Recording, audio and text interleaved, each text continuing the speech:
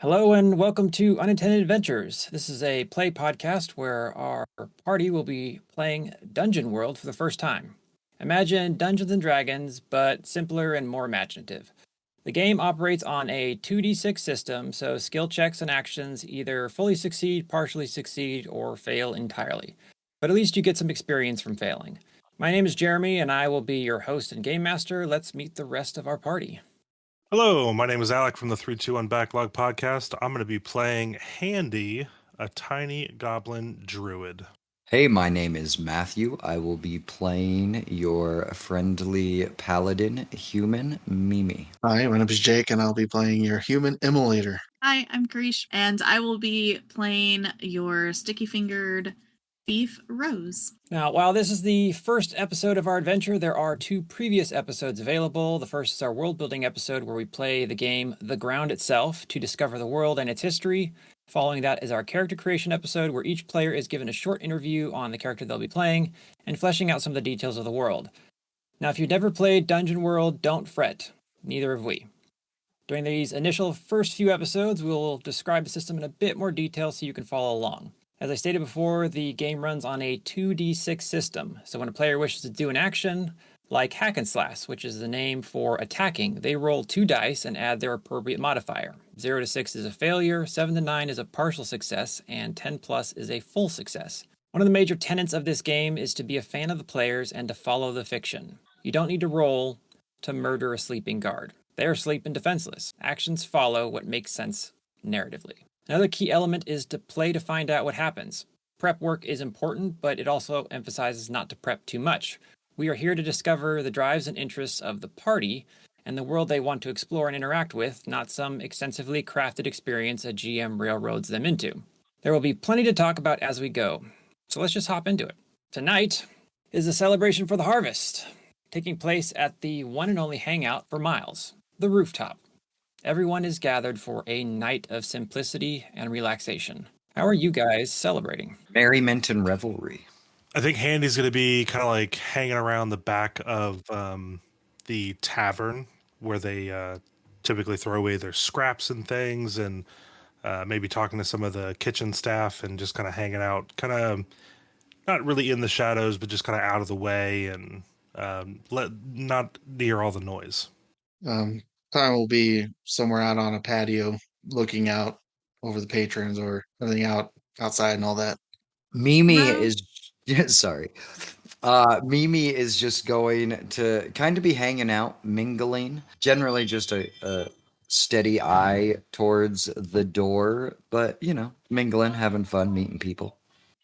Rose is doing nothing now because everyone talked over her. No. Parties are like that. I know, right? Especially when you're a halfling and you're kind of small, everyone just doesn't look down. She's enjoying mingling. She's lived in the city for a little bit that she recognized some folks, and she's enjoying having good food because during the harvest food is plentiful, and at the celebration I assume they probably have here's some free food, it's a buffet kind of thing. So yeah, she's just kind of enjoying that atmosphere, trying to keep her hands to herself, especially since food is available. She's not really looking to pick any pockets tonight. It's still entertaining that the thief of the group is more interested in the free things. Like, the goodies, give me stuff. Yes, please. The owner of the bar, Ralph, a stout, middle-aged man with a welcoming smile and a rugged face and a nice salt and pepper beard, gives a hoot and holler outside, calling everyone in, because there's people scattered up top on the second floor, which is the only building around above 1 story, which just makes it so impressive. So there's people up top on the roof, and there's people outside mingling, and he calls everyone in for a toast. And things don't really quiet down because everyone's kind of doing their own thing, even though Ralph's trying to shout over everyone about what's going on. Amidst the conversation, a hush falls over the tavern, but it's not that everyone has stopped talking, but the sounds around you, the conversations, seem to have dulled to a silence. And a voice resonates within your mind. Flee now, they're coming. What do you do? Assume that I drank too much or I ate something weird and continue on. That must be why this food's free. Exactly. It's like, oh, this is the stuff they didn't want to keep for their own families. I got it. Mimi's gonna say, "That's a new voice," and then stand up, like stand forward and yell for everyone to hurry and flee. Are you used to hearing voices? Like, I'm not unaccustomed to divine intervention and instruction, even if it is of my own making. Are you commanding people to flee? I would use command, yeah. So go ahead and read that skill to us. I am the law. When you give an NPC an order based on your divine authority, roll plus charisma. We'll roll and get a 9. You should be able to select the skill and roll for it. Oh, do it. Okay, a 10, even better. I'll accept that over it. All right, so let me hear what you shout out to the tavern. Quick, everybody run! As I throw open the door. A couple of people sitting down in the back pick up and immediately take off. There's no hesitation. They leave their belongings behind and they are out the door. But not everyone was so quick to get up, and not everyone actually heard what you said. But you got a few people out the door. I think Handy's gonna start coming into the building, kind of like moseying through like the back into like through the kitchen into the main room to hear what's going on from the shouting. I would have shot up and started looking around, seeing if anyone had said that he could see. Yeah, you just kind of tilt your head around, and everyone seems to be kind of going about their business, minus a few people you saw run out the door. You can't really place where that voice came from. We managed to get a few people out the door, and as the fourth or fifth person takes off into the street, the door starts swinging shut. It starts to slow down. You know, first it swings in real hard and then out, but then it's not coming back. As you notice that the flames of the candle aren't flickering nearly as fast as they should. And everyone just kind of stops moving. And you look around and realize that you guys are the only ones unaffected by this. And it starts getting really cold. And outside, you can hear something approaching. What do you do? Time would have been at the top of the stair. Come down when Rough covered on. I probably would have ran back upstairs to the patio to see down, Mm-hmm. see what's coming in, if anything is.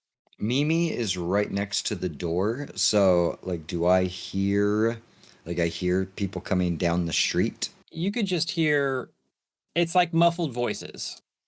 Time when you peer over, the edge of the balcony, you're looking around and you don't see anything moving. And it sounds kind of like the voices are coming from kind of directly under you, because the porch overhangs. There's like a deck underneath, so you can't see necessarily right underneath you, and you can't make out the voices. They're just kind of muffled. Anything directional from like the back room area, like near like the back exit? No, from the very back of the building, you probably wouldn't hear much of anything. Although it's dead quiet right now, so we'll retcon that and say, yeah, there's probably just a little bit of noise, but it's coming from the front of the building still, so it's pretty faint. But nothing's moving and everything's frozen, so sound travels actually pretty well.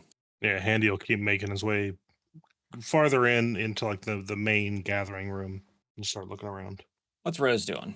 Rose would have already been in the main room with everybody, Mhm. having a toast and all that jazz. How are you feeling now that everyone's frozen? That's weird. It definitely is weird. I don't like that as much. But I'm not frozen, so that's a good thing. But it did get really cold really quickly. Is there any sort of, like, on the glass or any of the glasses on the bar, is there any, like, signs of frost or cold itself? Mm-hmm. It's like slowly creeping in from the edges of the windows. The glasses are slowly chilling, and you can start to see your breath in the air. That's odd. Winter is not supposed to come this quickly.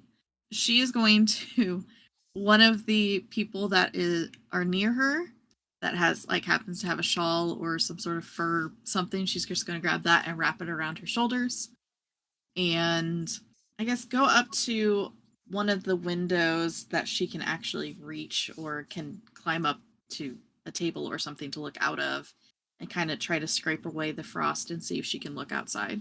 Yeah, you look outside and there's not a lot going on. Handy, kind of move from the back of the bar into the main area, and you see this small halfling kind of doodling on a window, peering outside, trying to look through some frost, and Mimi's at the door still and kind of looking around, kind of confused. Am I able to see the front door from a vantage point? If you were to like lean really far over, maybe, but you would risk falling off the roof. Okay, so And I look out the door and see nothing. Well, you see the street and, the building across the way and a few people frozen mid-stride. Is anybody immediately near me? Like, do I have anyone like close to me? Yes, you're in the bar and it's packed to capacity and then some. Okay, so within arm's reach, like, can I reach out and poke them? Like, is their fabric frozen in time? Is it Yeah. just them not moving? So they're like rigid. They're just static. Well, yes and no. So, like, you poke someone's sleeve that's draped down and it moves and stays where it moved to. So things can be manipulated, but it's not moving on its own. okay. Yeah, I'm just sort of concerned and cautious and tentative. I don't really know what to do with this thing that I've never seen before. Would I be able to do a, I guess, discern realities check? What are you trying to discern? Just if it's, What's the goal specifically? I guess the goal is trying to figure out if this is just like an area effect, what's happening is just affecting the bar, or if it's like a whole town itself. Okay. Yeah, so that's we'll have you roll a discern realities. When you closely study a situation or person, roll plus wisdom on a 10 plus, ask the GM 3 questions from the list below. On a 7 to 9, ask only one, take +1 forward when acting on the answers. Questions being what happened here recently, what is about to happen, what should I be on the lookout for, what here is useful or valuable to me, who's really in control here, what here is not what it appears to be. All right, so you rolled and got a 4. Go ahead and mark XP because when you fail a roll, you get experience. Okay, so I can't tell nothing. No questions for you. Handy's gonna be coming around from the bar. I think grabbing like probably an apron because the temperature's dropping, probably off of Ralph himself, and looking at Rose most because I think she's the closest looking out the window, and say, "Do you see anything?" Her face is pressed up like right against it, breathing. She looks away. Her nose and cheeks are red from pressing against this cold glass. No, there's nothing out there. Oh, you're moving too. Hey, you're not frozen. Nope. Am I? I'm not frozen either. She Nope. kind of moves to emphasize her point. Why are we not frozen? Is it because we're short? I don't know. And I'm like taking the apron and like wrapping it around like an old lady's hood and like tying it off around my neck. And just so you just see this like leather apron with a little green face coming out of it. Do you think the cold air is going above us? Is that why we are not affected? Maybe. Well, there's nothing happening outside. The cold seems to be coming from the outside, but it's not snowing or anything outside. Who else? He's moving, and then I'm gonna point at the guy by the front of the front door, which I think is Mimi. Yeah, I kind of look over and see that you two are over there. Do you guys know what's happening? Oh, well, there goes my theory of us being too short, because he's definitely taller than we are. I don't know. What do you see? I don't see anything. Everyone's stuck. I'm not stuck, You're not stuck, and he's not No. stuck, and I'm No. not stuck. but you're But tall. everyone else is stuck, and you're short. Yes, Yeah. we're both short, and you're tall. I don't know what that means, but Well, they're I not thought moving. I thought we weren't stuck because maybe the cold went over us, but now Is I it feel not like cold that's down wrong. there? Because it is really cold in here. Yeah, It's cold. It's cold. My nose is cold. yeah, it's kind of chilly. Yeah, I don't know why no one else is moving. And I kind of look around the room and see if I can see anybody else that's maybe also like not stuck. Well, you don't see anyone else, but you do hear a few small pops, and you see this shadowy inkness puff into existence and dissipate really fast as a few small demonic imps materialize into the tavern. The largest one, adorned with sinister horns and some crimson eyes, hisses with a malevolent grin. Ah, fresh souls ripe for the taking. Another imp turns to the larger one and says, Hey, Embermaw, do you think Master will be pleased with souls this time? Grinsnare, maybe if you stopped feasting on our collections, you wouldn't have to worry. So if I catch you eating even a single soul, your body will be given new horns from whatever I find lying around, in places where horns do not belong. Okay, I promise not to eat their souls in entirety, Embermaw. No snacking. There's a third imp walking around, and it seems to just be messing with the patrons, turning glasses upside down, tying shoelaces together, pulling the pants down on a few people. And the room quiets again. The imps kind of fade into the background as that voice reaches out to you again. You must stop them. Protect the innocent. As the imps start siphoning the life force from the frozen patrons. What do you do? How far away is the closest imp from me? Like I'm at the door. They spawned in the middle of the room. Yeah, about 10 feet. Okay, first, can I use spout lore to consult my accumulated knowledge and kind of remember if am I familiar with imps that eat souls? Like, is this like time freezing imps that eat souls? Is this something that is within my realm of knowledge or experience at all? Sure. So, spout lore. When you consult your accumulated knowledge about something, roll plus intelligence. On a 10 plus, the GM will tell you something interesting and useful about the subject relevant to your situation. On a 7 to 9, the GM will only tell you something interesting. It's on you to make it useful, and the GM might ask you, how do you know this? Tell them the truth. I rolled an 8. All right, so I only get to tell you something interesting. It's on you to make it useful. So imps they can be tasked with a handful of things, but generally they are low-end collectors. Sometimes that's magic, sometimes it's souls, sometimes it's information. Okay, so they're kind of like back alley crooks and criminals and peddlers. Mm-hmm. How did you learn about that? I presume just years of traveling and kind of exploring, and you just kind of pick up the places not to go, and sometimes those places have imps on the corners that are selling illicit things. The tame ones, huh? Yeah, I mean, I don't. Selling snake oil. Yeah, among other things. You got a lot of experience buying stuff from imps? I don't, but I do have a lot of experience with kicking the asses of imps that were bad.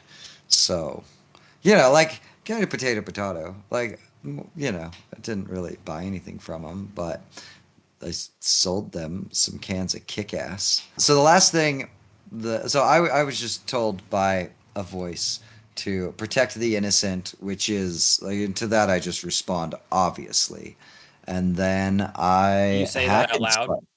Yeah, just passively. Like, I hear that voice, and I'm just like, obviously.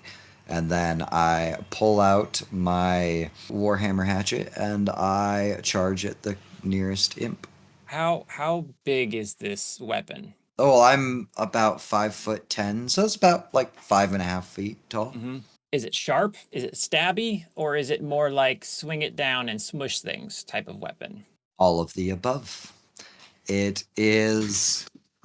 Should I show our audience? I can do that thing for a visual representation, or I can describe it. I do. He does. It is, in fact, this. So it is both sharp and stabby and smashy. All right. Well, you are in a very crowded tavern. I am, yes. And in this circumstance, it would be more of a charge and like a charge and smash kind of situation. I assume, how tall are the ceilings? Do I have room for an overhand swing? You do. I would probably do a short overhand swing, like hafted up the shaft of the weapon. Given the proximity of everyone nearby without anyone being moved beforehand, making an attack is kind of risky because there's people everywhere and the imps are small. So if you want to make an attack in this fashion, you're going to have to make a defy danger first. Okay. Defy danger is when you act despite an imminent threat or suffer a calamity, say how you deal with it and roll. And you have your additional modifiers, so you can power through it with strength, getting out of the way, or acting fast with dexterity, by enduring with constitution, with quick thinking using intelligence, through mental fortitude with wisdom, and sing charm and social grace through charisma. On a 10 plus, you do what you set out to do. The threat doesn't come to bear. On a 7 to 9, you stumble, hesitate, or flinch. The GM will offer you a worse outcome, hard bargain, or ugly choice. So the difficulty here is that you're trying to swing this weapon to hit a small thing without hitting anyone else, being all the patrons who are frozen in place. Yeah, I would use dexterity Mhm. to sort of stutter step and sidestep as quickly forward as possible through the crowd. So I will roll a defy danger. I got a 6. A 5. Oh my gosh, I have a -1 to dexterity. Holy crap. Okay, I got a 5. No. Fell on my Oh face. no. All right, so you're definitely going to injure a patron swinging your weapon. That's unfortunate. But do I hit the imp? Well, that's where the hack and slash is going to come in. So yeah, hack and you're gonna clock a patron as you swing your weapon, but you're trying to hit the imp, so you need to roll a hack and slash. When you attack an enemy in melee, roll plus strength. On a 10 plus, you deal your damage to an enemy and avoid their attack. At your option, you may choose to do an additional 1d6 damage, but expose yourself to the enemy's attack. On a 7 to 9, you deal your damage to the enemy, and the enemy makes an attack against you. Seems reasonable. Ooh, I will take a 10 for smash the imp in the face, please. Well, accidentally also smashing someone else, probably in the chin with the back end of my staff. Remember to look at the chat because it'll add your modifiers. Yes, so you got a 12. Oh, thank is a you. success. You're right. You deal your damage to the enemy and avoid their attack. At your option, you may choose to do an additional 1d6 damage, but expose yourself to the enemy's attack. Yeah, double down. Smash in the face again for good measure. All right, so you should have a weapon roll. What does your weapon do for damage? It does +1 damage. No, it what's the says. dice you're rolling? Is it a d6 or a d8?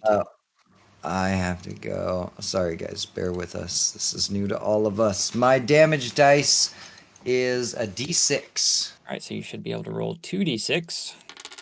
Yeah, nat 12. All right. Now you opened yourself up to its attack, so I want you to roll another d6. Oh, take that. 6. Fire. So you're maneuvering through the crowd, and you're going to bring your what did you call it? A hammer, a staff, A hammer axe staff. That sounds right. bring your hammer staff out from behind you, and you don't see you thought you had clearance, and you definitely on the upswing do some significant damage to one of the arms of the patron behind you as you're moving overhead. And the imp takes notice by the sound of your weapon hitting the individual behind you. And it turns and opens its mouth and shoots out this spray of, you might think it was acid, but it's kind of like lava. Like it's not a fireball and it's not fire.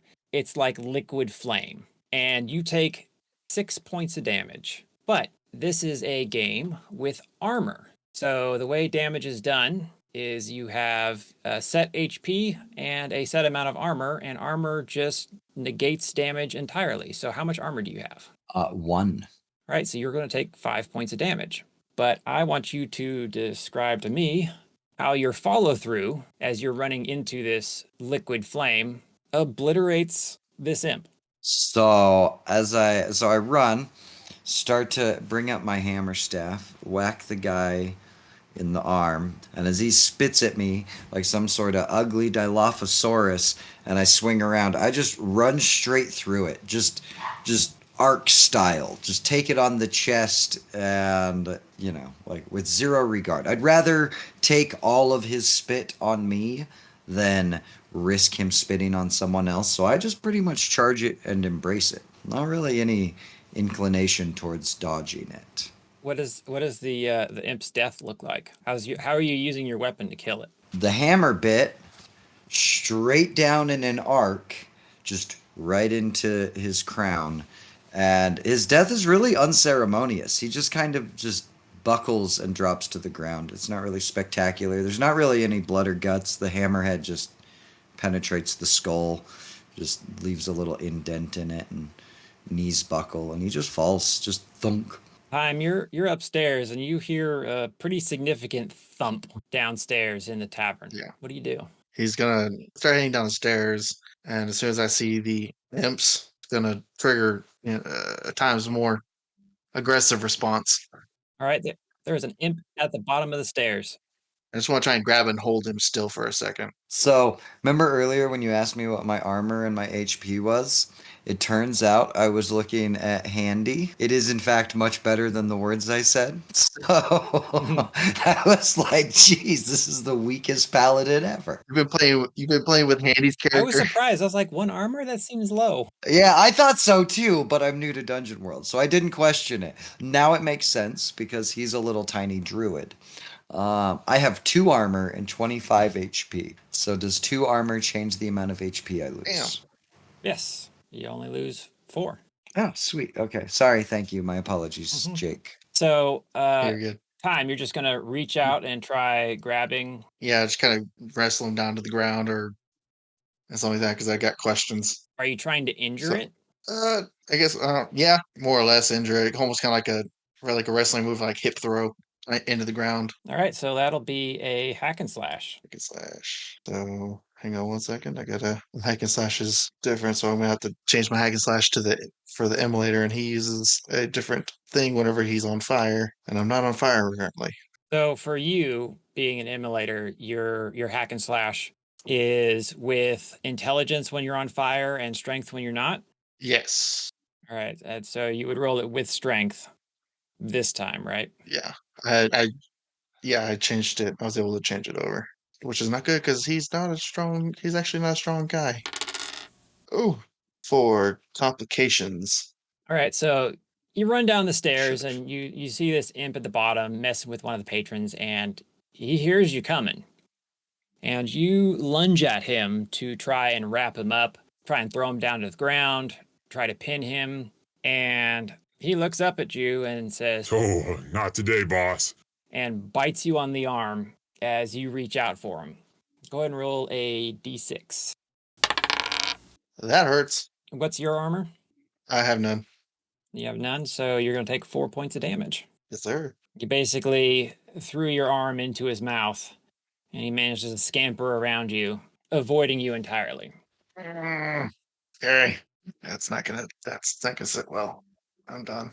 The third imp turns after hearing that thump and sees kind of a small puff of smoke where an imp used to be, and he begins chanting. Handy, what are you doing? Yeah, and all the commotion and being kind of near the bar, I think Handy's going to duck around the bar and maybe get on like a barrel or like one of the big barrels that has meat or ale or something in it, and start grabbing mugs and bottles and things and just start like chucking them at the nearest imp. All right. The nearest one to you is going to be the one that just bit Im. Yeah, so just And gonna just start grabbing whatever he can that feels heavy and just like start chucking them. So that sounds like a volley. When you take aim and shoot at an enemy at range, roll plus dexterity. On a 10 plus, you have a clear shot, you deal your damage. On a 7 to 9, choose one. Whichever you choose, you deal your damage. You have to move to get the shot, placing you in danger of the GM's choice. You have to take what you can get, minus 1d6 damage. You have to take several shots, reducing your ammo by 1. I got a 6. Complications. So, what are you throwing? I think he's kind of trying to watch where the imps are and not like lose too much focus. So he's kind of like blindly grabbing on the bar and just trying to grab whatever when his hand hits it, just hopefully it's something good, and then throw it. So, but he's not really looking at what he's grabbing. He's just blindly grabbing things and trying to throw it in that direction. All right, so Time, you're hanging out after being bit. It was fun. You charged into this imp and you tried grabbing it and it bit you. All of a sudden there is a barrage of cups and plates. A loaf of bread comes flying out of nowhere, and then a knife is thrown into your arm. Roll a d4 for me. Handy or Time? It doesn't matter, honestly. It's going to be I the got same you. damage to Time. 2. So it's not a deep cut, but you did just get a knife thrown at you. And however quickly this is happening, if you look back, Andy's just still grabbing at. He's probably still in the motion of like throwing the next thing, so it may not have registered. It'd be hard to tell. Are his eyes open all the way? Probably not, but probably definitely just you still see him grabbing whatever he can, and just the volley is going probably all over. All right, yeah, Tyler's just gonna start yelling out, just aim left, aim left. All right, Rose, there is an imp that's about 15 feet away from you near one of the tables that was making a bunch of noise. Can you roll a d20 for me? Sure, I can do that. That is an 18. So the imp is chanting and its eyes start glowing, and then it claps its hands together. There wasn't any light underneath the floorboards of the tavern, but somehow it feels like it's glowing dark underneath as the ground begins to shake, making everything pretty unstable, in particular, the patrons around you. Some of them start falling over each other and on top of you. So I need everyone to make a defy danger with, you could do it either way you want. Strength, dexterity, constitution. Is there any indication as to what's happening, or The ground is shaking. sorry, ground shaking. Yeah, no, it's fine. I just rolled snake eyes for a total of whatever 4. Yeah, I think he's just like hands out. Partial success. Complications. I'm getting all the experience. Same. All right, experience. Yep, Mark and you can XP. if it's in the chat, you can hit mark XP and it will add it to your sheet. Yeah. I was just more concerned about my snake eyes that I rolled. It's fine. So, Rose, you were up on a table and Yeah. up against the window. So the table immediately falls over and you're knocked down onto the ground. And the imp sees this and is going to run up and try to bite you. Time, you manage to keep your footing. Mimi, you actually catch and stabilize the people around you. So everything, the ground isn't littered with bodies. Even if they're alive, everyone's standing around you. So there's this little outcropping in the middle where you managed to keep everyone up. I don't know how you did it. It was pretty impressive to be able to keep like 7 people from falling over. Yeah, no, it reminded me a lot of like surfing that one time I was on the coast. It was pretty awesome. You just had to like feel it in your feet. And flail around significantly. Yeah, that is a lot of arm stuff. Yeah, that's how everyone else got saved. It was actually inadvertent. I was just steadying myself and it forced them to be solid for me. Yeah. And then Handy, you were up on the bar lobbing things and you're going to get knocked off onto the ground as well. As you hit the ground, another imp is going to materialize right next to you. Now, Rose, you have an imp standing on top of you, and it is lunging at you with some sharp teeth exposed. What are you going to do? I am going to quickly pull out a vial that she keeps on her person. And it has like this goldenish, brownish color of goop in it. She's just going to quickly put it on her hand, and as it lunges towards her, like try to do the whole like the who do you serve Isengard Saruman thing, like plat her hand on its forehead. All right, so and I'm using golden root poison. or potion. I don't know exactly what it is, but Let's see here. This is gonna be a two-part roll for you because you were knocked down onto the ground. So this creature is kind of on top of you. If you want to, your potion might have been like in a back pocket and you're laying on your back, or maybe it's on the front and you're laying on your front. So you're gonna have to move quickly enough to avoid getting hit. But at the same time, you're also gonna have to roll again to effectively hand palm this thing in the face with your friend making goop before it has the ability to bite you. So you got to make a defy danger, probably with dexterity both times. okay. Defy danger. Dex. So the first one is a 9, which is a partial success. All right, go ahead and roll the next one. That one is an 8, also a partial success. So in the midst of trying to get up quickly and fumbling into your bag, you're gonna drop something useful. What are you gonna drop? It could be you have throwing daggers and a separate weapon that's like a sword, right? Like a rapier, yeah. So it could go either way. It could be like, your rapier's probably on the side in a holster of some sort on a belt, and it could be that in the hustle and bustle of it, you kind of knock the latch on it loose and it slides off as you're reaching for this potion quickly. Or it could be that you've got, where you keep your daggers is nearby and you accidentally knock them out and you can lose an ammo as a result. We're going to lose the rapier. Okay. For now. Yeah.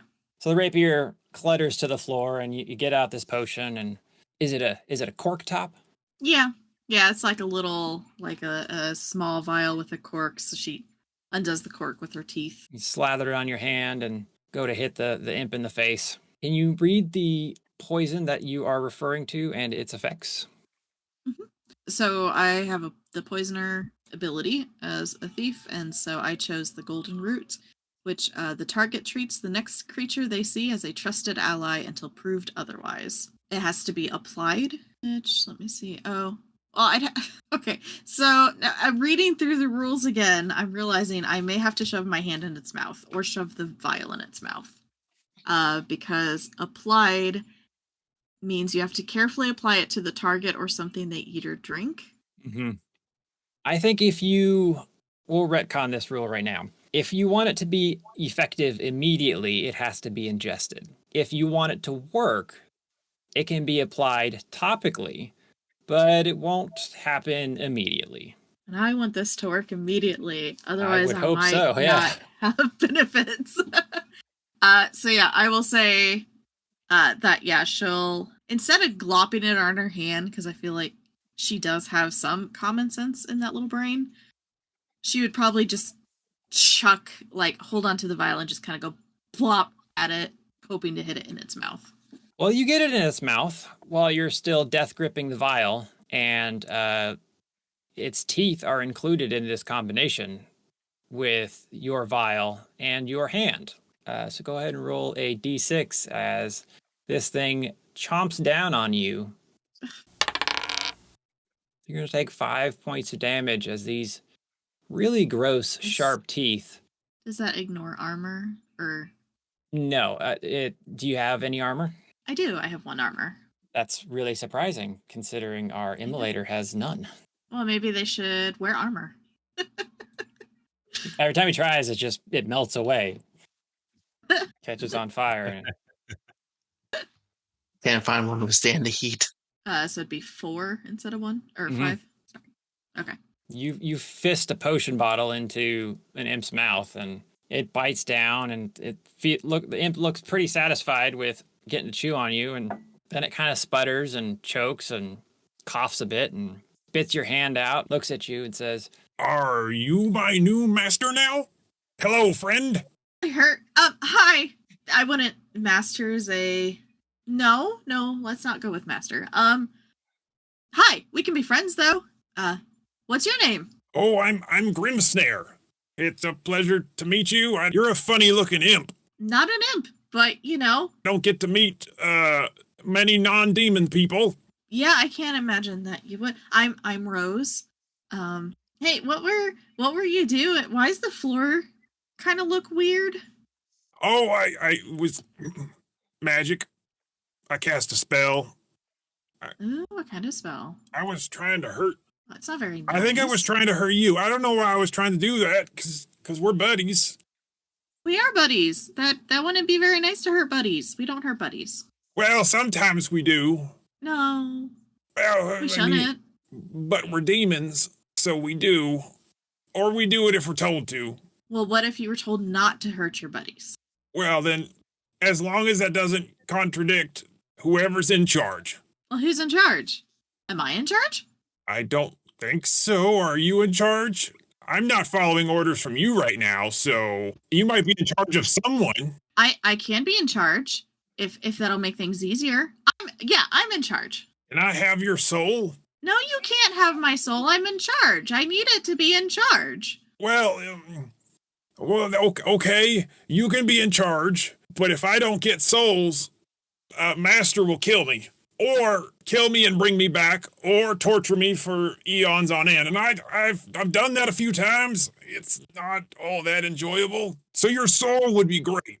Yeah, but this master does not sound like a buddy, and we're buddies. Well, he kind of owns me, so I don't think he wants me to be his buddy. Well, that's not very nice. I want us to be buddies, and I don't want to own you. I want us to be buddies. I don't think I've ever had a buddy before. Well, we can do like lots of fun things. Like we can okay, I know you're really obsessed with eating souls or getting souls, but like she points at like the food in the bar. Like look at all that cool food. Like they just give that out right now. Like is it rotten? You can have some. No, but if you wait like a couple of days it will be. Oh, I don't got that kind of time. Good fruit is gross. Needs to be spoiled and rotten and moldy. Oh man, moldy stuff is the best. Well, maybe we can find some moldy food out back. So she's gonna try to start leading the imp like out back to go find like the trash heap or whatever they put the gross food in. All right, you'll start meandering towards the back door with Grimsnare. Handy, you're laying on the ground and an imp pops up next to you. Eyes are gonna start glowing. It's gonna make a few words and I want you to roll a d20. 13. Handy and Time. Actually, all of you are probably close enough to this. Rose is walking back, escorting her new friend, and Time's at the base of the stairs, kind of squaring off with an imp, and Handy's laying on the ground behind the bar. Mimi's dancing, keeping everyone up, and y'all just get so tired. Like man, a nap would be good right now. Could pretty easily fall asleep. Like it's just exhaustion. Like you're so tired. You could feel yourself nodding off, Handy. What are you doing? As the imp appeared so close, and all of a sudden I kind of go into like a defensive mechanism, and it kind of is a little uncontrollable, but I start to shapeshift as it appears. Mm-hmm. And I would like to use my shapeshifter ability. Go ahead. And I've been playing around with some stuff in the background, so gonna make it a little bit more fun for me. Go ahead and read that off to us. So I can call upon the spirits as a druid to change my shape. I get to roll plus wisdom. I take on the physical form of any species whose essence you have studied or who lives in your land. I come from a foresty area. Anything that I'm carrying or any possessions I have can kind of mold into me, so I don't have to keep track of it being with or without. And then if there are any weaknesses or inherent abilities that it has, like if I turn into a bear, I could use, my claws or something. And I'll be able to get what we call holds based on what I roll, and holds can be used as like an extra currency if we come up with something that might need an extra mechanic or something, and you give me like, oh, that'll cost a hold, and I'll get to spend those. So based on how good I roll, I'll either get one or get a couple of those. To make it more fun for me, I'm going to go ahead and roll. I get a 5, which has complications. So I'm curious if I shapeshift at all. What are you trying to shapeshift into? Well, that's the thing. So I thought, because just to give it a little bit more variety, I don't shapeshift very often, and sometimes it can be a little hard to pick the right thing. So I was going to roll on a table to see, out of the list we had talked about previously, to see what kind of comes up, kind of in the moment, like, and then I start to transform, hopefully, trying to pick something that is helpful, but it might not always work out for me. All right, go ahead and roll. Let's see what you were going to land on. I changed into a deer. So I turned into a pristine, the most gorgeous deer you have ever seen, ever. Normally, However, it's also green. yes, as a druid and a goblin, all of the animals you transform into are always very green, but also beautiful, because Handy is a handsome, He's gorgeous. good-looking goblin. It's very weird. It's kind of off-putting. Now, this probably would be the most amazing looking deer that anyone has ever seen, except this deer is not alone. Go ahead and roll again. I am a moose. You start to transform, and you're doing it in a panic. What happens is you become this deer, and normally your legs would be not nearly as long or as thick, but you get moose legs on this small deer frame. Your deer got a lift kit of about a foot. So you are disproportionate walking around with some seriously lanky legs. It makes you a little unstable and very odd looking. This is Okay. probably one of a handful of times where the combination, the whole of the picture isn't really that handsome. If you isolate, you look at the legs, you're like, oh, those are nice elk legs. And then you look at the deer, you're like, that's a nice deer body. But then you step back, you're like, I don't think this is right. And am I deer sized or moose sized? You're a deer body with moose legs. Oh, okay. Gotcha. So moose sized. Yeah. But with the frame of a deer. Yeah. Like daddy long legs, like really tiny body. Yes. Really, really big legs. Yeah. Got it. Okay. And then also getting drowsy, so I'm trying to, use the hooves on the slick floor from all the ale and stuff that's probably spilled. Probably making it to the ground quickly, but probably trying to, where I'm able, get away from this imp. You're struggling to get away, and he's going to take that opportunity to lunge at you, to bite you. But let's hop over to Time, who's at the base of the stairs, squaring off with another imp, who's going to open its mouth, and you're going to hear this bubbling, retching sound deep within it, as you expect it to spit something at you in the near future.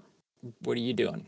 I'm going to, I guess, ignite my burning brand because I've been stabbed and bit, and I'm not happy anymore. Yeah, flying knives. So he's pelted with kitchen utensils. And go ahead and read that off for us. Your burning brand. This is an immolator specific skill. When you conjure a weapon of pure flame, roll con. You may treat your intelligence as your strength or dexterity in regards to making attacks with the weapon. The weapon always begins with the fiery, touch, dangerous, and 3 use tags. Each attack with the weapon consumes 1 use. On a 7 to 9, choose 1 additional tag. So I'm going to roll. That is a 9. So it's a 10. So I get to choose 1 additional tag. So I'm going to do the +1 to damage. All right, so what's your weapon damage? Weapon damage is a D8. Okay, so you'll be doing a D8 +1. And can you describe the weapon? As he basically ignites himself, it looks like his chest starts to heat up, and then flames kind of burst up from his chest, come up around his shoulders and down his arms, and creates a spear in his hands. The handle of the spear looking like a white flame, along with the end of the spear turning almost like kind of a reddish orange hue to it. And he's just gonna drive it into the open mouth of the imp who's trying to throw up on him. All right. You are going to have to take a step back prior to engaging because right now Yeah. you are up close and personal with this thing, and you're using a spear, which requires some distance. Limited distance. So go ahead and roll your hack and slash. So it's a partial success. So it's a 9.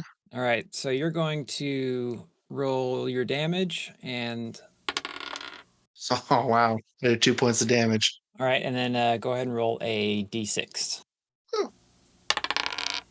1 damage. You know, you got the staircase right behind you, and your footing Yeah. isn't that great. So you try kind of climbing the stairs to get some distance to skewer this imp, and you kind of fumble up the stairs, which works sort of to your benefit because when it starts vomiting flame liquid at you, only a little bit splashes on you because you kind of fall off to the side. But as you try to come down with your spear, you only graze the imp across the shoulder. So you do a point of damage, and you take a point of damage. Mimi, you see two small things kind of peruse past you. A little halfling named Rose and one of the imps just chatting like they're best friends, walking towards the back of the building. Then over in the corner by the stairs, Time has been vomited on as well. So you guys are imp vomit buddies. And there's a very unusually tall deer standing behind the bar. Did I see Handy turn into the deer moose? I don't know. Did Did I you? notice this thing? I feel like I would have. Yeah. It would have been Handy on the bar, fell back, big deer. Also wearing the babushka wrap. Yeah. I feel like I would know that Handy wasn't a threat. I'm very confused by Rose being a traitor, but it tracks. She's a thief, so she would betray all of us. Like, this is probably How just a dare ploy you. to get all of us. How dare you, ma'am? I'm leading them away from the fight. Yeah, it looks like you're in cahoots. Well, I'm stopping his chanting. Fair? Yeah. You can call her out in character. Yeah, I mean, did she go out the front door or the back door? No, Did she she's walk just walking directly by, down? and you see she's kind of in conversation with an imp. Yeah, I mean, I'm concerned by this thing, more concerned about Time being in a battle, also concerned with all the people immediately around me. So I want to assess the situation and sort of gauge who needs my help the most. I believe it's Time at this point, unless there's something I've missed. Yeah, I'm probably gonna go for the. And is the guy that the guy that spit on him is the same guy, the Dilophosaurus guy that spit on me? No, you obliterated the one that. Yeah, spit on you. That's right. He died. You're right. His knees buckled. I'm paying attention. Yeah. So okay. So I want to go help Time because there's still bad guys. Well, is there? Sorry, there's a third guy. Is he between Time and I? Who's closer? Like the last guy or the other The guy? one that's closest to you right now is chatting up Rose.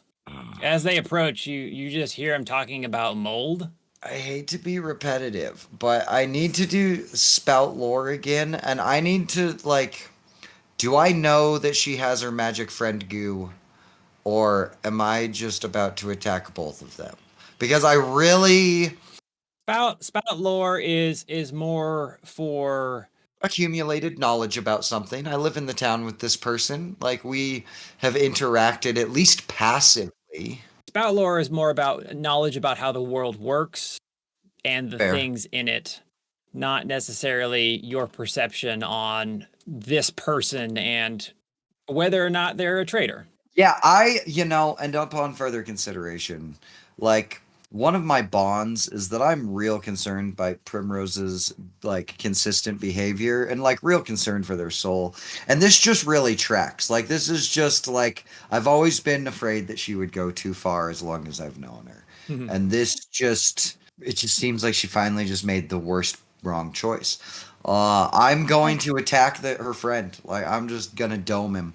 I want to Dare you. just straight swing. Hey, I mean, So Sorry. mean. Yes. And I'm gonna say that They you probably said did not. they want everyone's souls. I can't let Gallagher. you make friends. Like, the only reason I'm not attacking is you is because you're smaller. He's at eye level, so I'm just gonna. Are they that big? Well, I don't know. I assumed they were bigger than you. How tall are the imps? They're pretty small. So she's hanging out with Grimsnare. Grimsnare. Let me see what I have written for Grimsnare. Yeah, I'm gonna attack Grimsnare and lecture Primrose after he's dead. They're about and the I'm gonna- same size. Roll for lecture. Okay. Yeah, I mean, I am just going to like axe chop Grimsnare right in the side of the head. Do you want me to roll a hack and slash Yeah. for that? Can I say that at this point, I'm not even trying overly hard not to hit Primrose. Like, I'm really concerned, but like, if she got bumped on accident, I wouldn't be upset with myself. darn. And I mean, you're really walking Oh, it. You're towing the no. line. um, EVP didn't take long. hey, she's like colluding with the enemy. She has betrayed us all and brought enemies to steal our souls. And So- is nonchalant enough to just bullshit with them while they're trying to steal our souls. We're all fighting for our lives, and she's just catching up with a buddy. It's really Yeah, concerning. we're going out and getting some food. Jeez. Yeah, I smashed the guy. I got an 11. And I'm going for full, like you ever see the 13 Ghosts, what happened to Matthew Lillard? Like that. So you're coming down. Yeah. Well, more of actually a sideways angle. I kind of imagine it like, but yeah, no, just gonna chop it. Blade side, no smashy smash. I'm trying to cut him in half. Rose, flip a coin for me. Real. What if I have no coins? Hold on, I can roll it. I think I can roll D2, you can. D2. That's essentially what I'm asking. Yeah. I got a 2. All right, so Did you- this works out. So, Rose, you happen to be closest to Mimi, and this is actually to your benefit because Mimi's going to step out from his little encapsulation of people that are still standing, and Grimsnare is going to be on the far side from you. So, he's going to step out, and because everyone else had fallen down, he is clear to swing nice and wide and nice and low without worrying about hitting anyone else. So go ahead and roll your damage. 4. So you're going to swing wide and come down and cleave this thing in the shoulder, and it is going to take 3 points of damage because it has some armor itself. Rose, you're walking along, chatting, describing how good the mold is out back. Trash has been collecting for some time, and all of a sudden a tall individual kind of comes shooting out of the bushes of people it was in the middle of and swings his hammer axe down, and your new friend is bleeding severely. And I yell, Primrose, what have you done? What have I done? What have you done? I'm saving everybody. By hurting my buddy, who I was stopping from. I was telling him to stop talking and bringing a weird light. What happened to we don't hurt friends? I'm so sorry. He's not my buddy anymore. You're my buddy, Grimsnare. Okay. And go ahead and roll a d20, Mimi. You trying to force me to attack her? What is wrong with you? A D20. Okay. Was that a 6? Yep, it is. Oh no. Grimsnare, was just given the green light, both by your attack, but also Rose's complete indifference to you guys being not imps and not on the same team. His eyes glow and shadowy tendrils reach out from the ground, scratching and clawing at you. Unfortunately, Rose, you're close enough to this that they're going to scratch and claw at you too. So go ahead and roll a d4, each of you. That's a 3 for me. And a 3 for me. All right, so you have 2 armor, right? Yes, sir. So you're only going to take a point of damage. It's like walking through a thorn bush. It was unpleasant. And Rose, you have 1 armor, right? Yep. You had a bigger thorn bush. Your scratches were a little deeper, and Grimsnare's going to turn to you. And, Oh, I'm sorry. Chaos magic doesn't control well, and I can't. Oh, You were that's too okay. close. I know, I'm sorry. Well, we were buddies. We were gonna go get some moldy food and not do summoning magic anymore. And she's like giving a very pointed look at Mimi as she says that. Mimi does not understand and is gonna look at you and scream, "Why are you helping them?" I'm giving him moldy food, not souls! For fuck's sake! This isn't registering to me at all. So either we move on, or I'm just gonna attack again. Well, she's going to try to lead Grimsnare back out the back door. I can't let you do that. My arm hurts. I am so Good. sorry. Shut up, Mimi. I don't understand what's happening. I thought you were our friend. Andy, you're wobbly and behind the bar, and you're trying to get your bearing, and all you could hear is Mimi and Rose yelling at each other, and you're really confused about why. And the imp next to you is trying to bite you. What are you doing? The ears are going in all different directions. Am I on my feet? Yes. Hooves.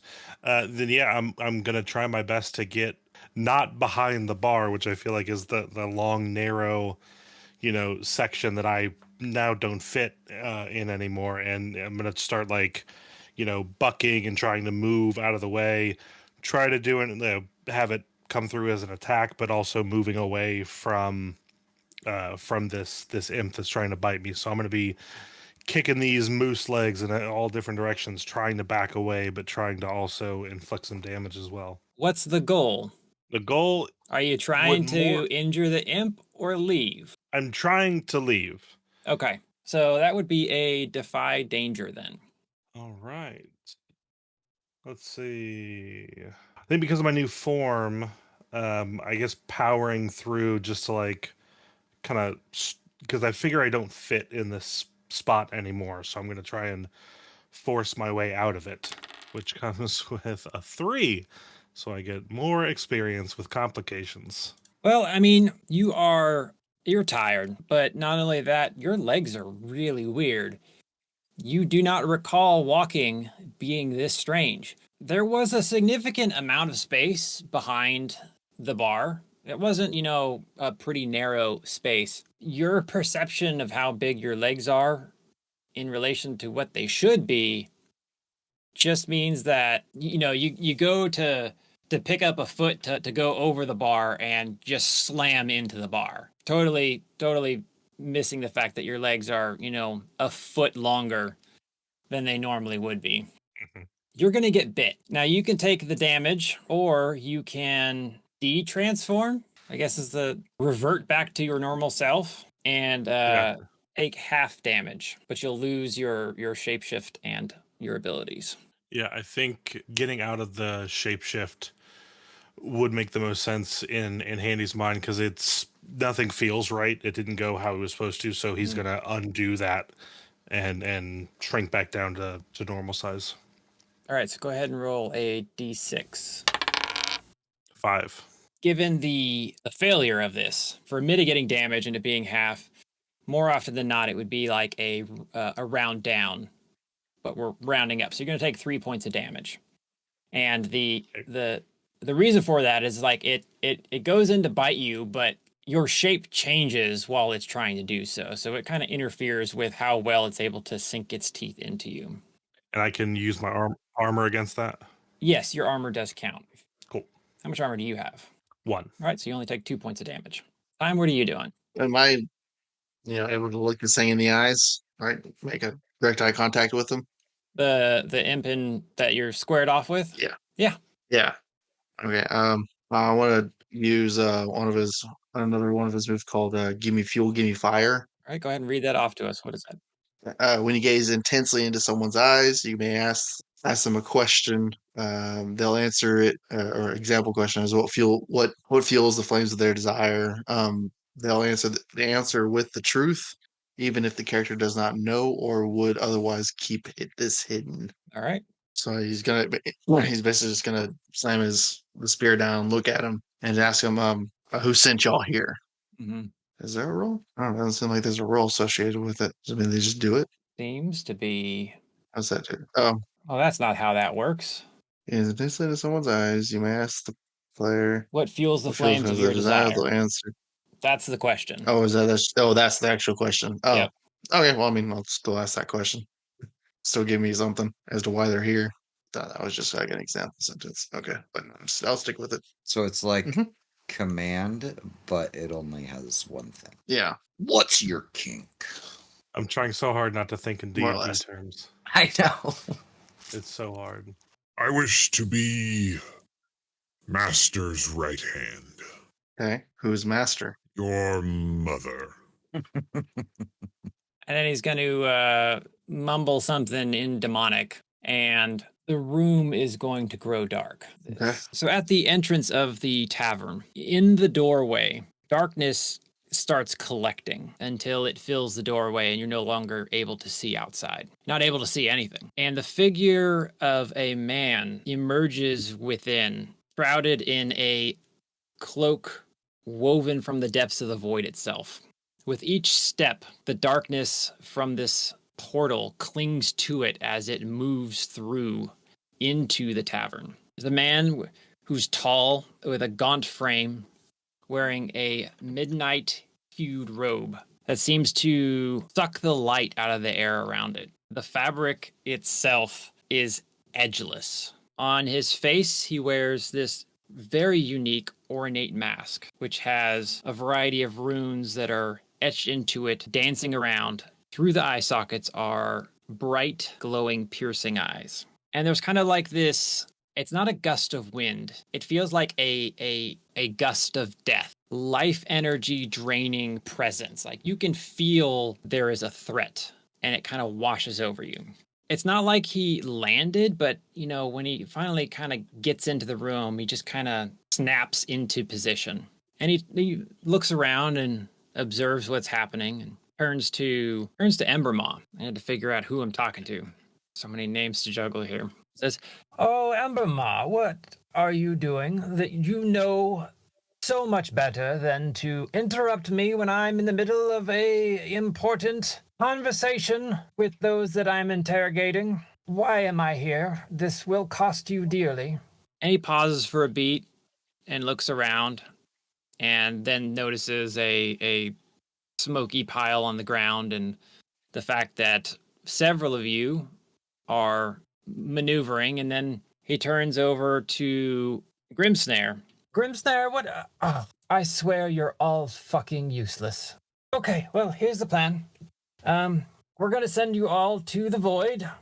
And he snaps his fingers, and these shadowy portals pop up underneath each one of the imps, and these grotesque shadow hands claw out of them and grab the imps and rip them down into it.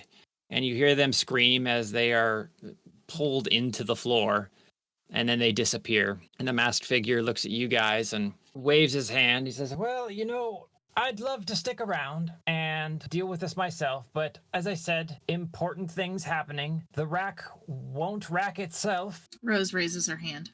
"You know, I don't normally take questions, but this is fascinating." No. Yes, tiny thing. Hi. Name's Rose. Where'd my buddy go? That was my buddy, and you kind of took him away, and yeah, we were like having a great conversation. Are you his master? Oh, you know what? Generally, I murder people who try talking to me, but you've actually done me a great service because I didn't know that Grimsnare had a buddy, and he is definitely going to lose a limb for that Hey, one. so question. So we are no done question. talking. He waves his hands. Oh, no. And you all go silent, except for the fact that each of you feels a burning rage inside. So here's what's going to happen. You guys are going to kill each other and then yourselves, and I'm just going to leave. So have fun, and I will never see you again. Ta-ta! And he turns around and walks back through his little shadowy portal and disappears. I feel like when the silence happened, Rose was just still like moving the mouth Oh, back she in. was. And then she like realized nothing was happening, so she's like trying to find something to write so she can still talk to this mofo. You guys are overwhelmed with rage, and the only people around that look like opportunities to quell this fire is each other, as you've been compelled to fight the thing closest to you, which means that Rose and Mimi are about to throw hands, which, you know, to be fair, looked like it was going to happen anyways. It's true. Yeah. And zero reason not to arrest her. time and handy, y'all are about to start brawling. Before we find out who gets bruised first, you'll have to tune in next time to see how well you guys clobber each other. So So with that, we are ending our session, which moves us on to end of session, which I have to find. So when you reach the end of a session, choose one of your bonds that you feel is resolved, completely explored, no longer relevant, or otherwise. Ask the player of the character you have the bond with if they agree. If they do, mark XP and write a new bond with whomever you wish. Once bonds have been updated, look at your alignment. If you filled your alignment at least once the session, mark XP. Then answer some questions as a group. Did we learn anything new and important about the world? Did we overcome a notable monster enemy? Did we loot a memorable treasure? For each yes answer, everyone marks XP. So these are the methods for gaining experience and levels. It's failures and completing your bonds, your alignment, doing important things in session. Now, we haven't gone over the bonds with any of the characters, but bonds are the relationship ties and the way that players perceive each other. So let's go ahead and have each one of you basically kind of skim through your bonds real quick to talk about what they are, and we'll go from there. Andy, what are your bonds? So I've got two. Time smells like a campfire because he's always on fire. Mhm. And Primrose is small folk like me. I trust her more than other tall folk. More than the tall folk.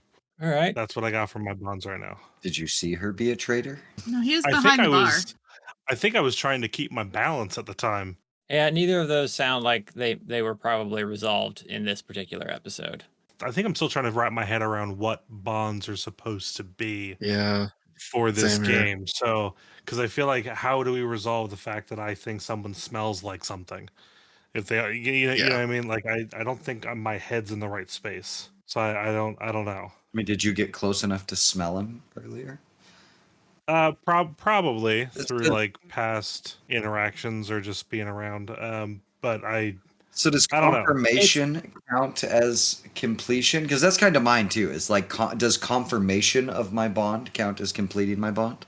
Yeah, what we're talking, the bonds are basically your perceptions of an individual, and if those perceptions are or biases are confirmed or shifted in some way. So to be like, you know, this dude smells like a campfire, that could either be a positive or a negative thing. It could be kind of like an insult, like he's only good for being smelly, he's a dunce, I don't appreciate him. Or it could be like, it reminds me of home in a way, and there's something kind of nice about it, or something else. And then if you encounter something where it becomes the opposite, where it's like, oh, he's really, you know, I thought he was just like this smelly looking dude. Turns out he's proven himself in some way to where it's like, oh, there's more to him.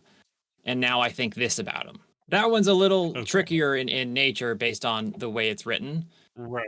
The overarching theme is just, it's a perception of a player, your relationship. It describes, you know, what's going on between you two. And then when that shifts, that's when you would consider it, you know, completed. Gotcha. Okay. I think I get it. And what's your alignment? Good. What's your action for it? Help something or someone grow. You help someone bleed. I don't think it was fulfilled. Yeah, Andy, that hurt. It's a little on the vague side, but I don't think that one's coming into play here. All right. I don't know what order we normally go in, but Mimi, what are your bonds? My bonds are, I feel like, all pretty well confirmed or completed. Primrose's misguided behavior endangers her very soul. It's assured like she's a lost cause. I feel like I can pretty confidently like assume that there's no redemption for her after today. Oh no. Handy has stood by me in battle and can be trusted completely. I feel like, I mean, the very least, I observed him fight the same bad guys with me while Primrose was like making friends. We were killing the baddies, so like he stood by me in battle. Maybe not shoulder to shoulder, but definitely the same battle on the same side. And Time is a brave soul, and I have much to learn from him. I mean, I totally watched him tank a Dilophosaurus spit, so that's cool. I don't know, like, I guess I could learn some. I didn't learn anything from him, but I definitely confirmed that he's a brave soul. Not yet. Well, you already believe he's brave. Yeah, especially after seeing him like tank the same. Like, he's at least as badass and tough as me because I tanked that and then he tanked it too. So like, he is for sure. Like, I know he's solid. But did you learn something from him? Because you believed he was brave already, and you just saw him be brave. So that's not like That's anything true. new. Yeah. No, I wouldn't say that I learned anything from Time this time. It does sound like your opinion of Rose has definitely come to Been fruition. So Yeah, you can that appears to be. you can mark that bond, mark experience, and write a new one for how you really feel. Okay. And you don't have to have that figure out how now. to do You that. can address that, and Yeah. we'll bring that up at the beginning of the next episode. What's your alignment, I am good. and what is your Action action? is Yeah. commitment to protecting others. Just unadulterated, non-selfish, self-destructive protection of others. I'm gonna put this to a vote for the group. You did move to the protection. You got some people out the door, and Yeah. you managed to, juggle everyone from falling. So, And like, you falling. protected your surroundings. However, you also And did tanked partially. the acid spit to you make also- sure that no one got collateral. Somebody. You know what? I would say because the majority of your actions were positive, minus the cleaving of one of the patrons, that it's safe to say that you still acted with good intent. So the execution may have fallen just a tad short It's a this little time around, but I think that you did well in staying true to your oath. So you can mark XP for that. Time, what are your bonds? How Handy has felt the hellish touch of fire and now knows my strength. Yeah. I mean, that'd be more. Might be more applicable to the Mhm. next session. See, and then I have. I will teach Mimi the true meaning of sacrifice. I have not done that yet. And then for Primrose, I'd casted something into the fire for Rose, and I still owe them their due. Yeah, okay. And what's your alignment? Alignment is neutral. Exchange a sacrifice or freely given for a service rendered. All right, so that's a no-go on all of those. Rose. So I only have one bond. That's okay. And that's I stole something from Time. I have his wife's necklace. All right. I think it's safe to say that you could probably write a bond for Mimi. Yeah. Given this Can particular I have a interaction. bond? Do we have bonds with NPCs or is that just PCs? It's just with your main people. Gotcha. So okay, yeah, I will write a new one for Mimi. All right, and what's your I'll think alignment? about what that is. And action for it. My alignment is neutral, which is avoid detection or infiltrate a location, which I don't really think I did this time. No. All right, and then last but not least, did we learn something new and important about the world?